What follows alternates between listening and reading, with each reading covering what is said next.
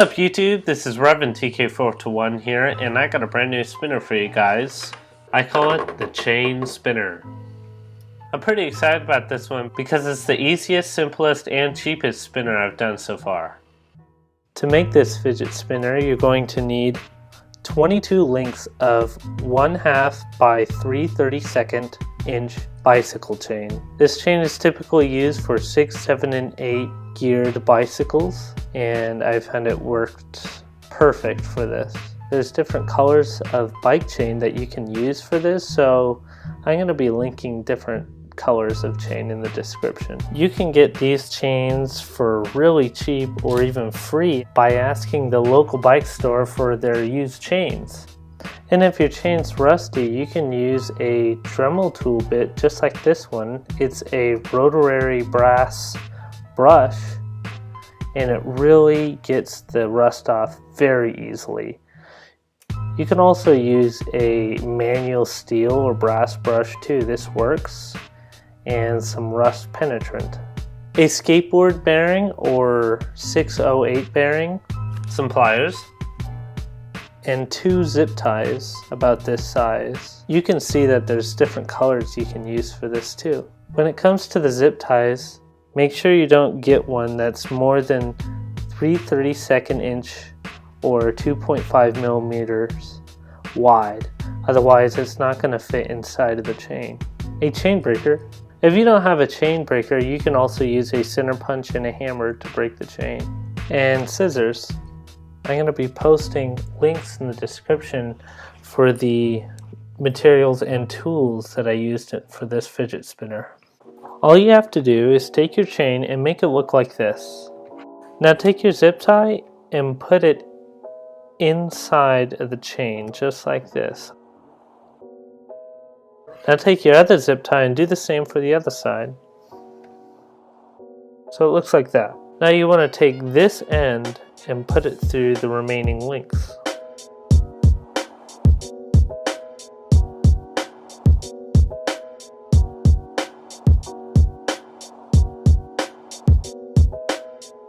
So now it looks like this. Now put the ends of the zip ties inside the other ends. So it looks like this. Don't pull it too tight just yet. Now you take your bearing and you put it inside the chain, and then all you have to do is pull those zip ties. You might have to use some pliers to pull the zip ties tight.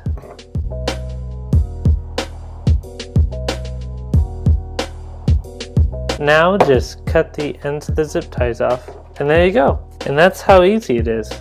So right now you can just pop the bearing back out if you wanted to, and put the bearing back in, and it works.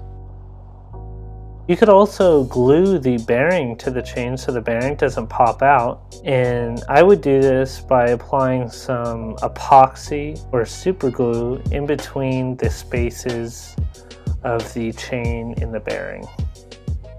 But in my opinion, I prefer it not to be glued, because if you drop it, the bearing pops out and you just pop it right back in. Honestly, this spinner is pretty comfortable without buttons, but if you wanted to add some, you can just use some nuts here, or they sell fidget spinner buttons on eBay for pretty cheap.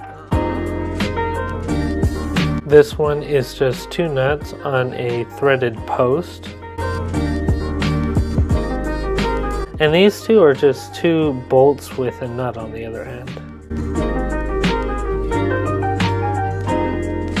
Without any buttons, the spinner weighs 72 grams.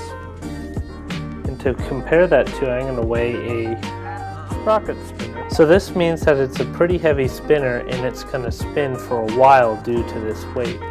Let's see how long I can get this to spin for with a stainless steel bearing.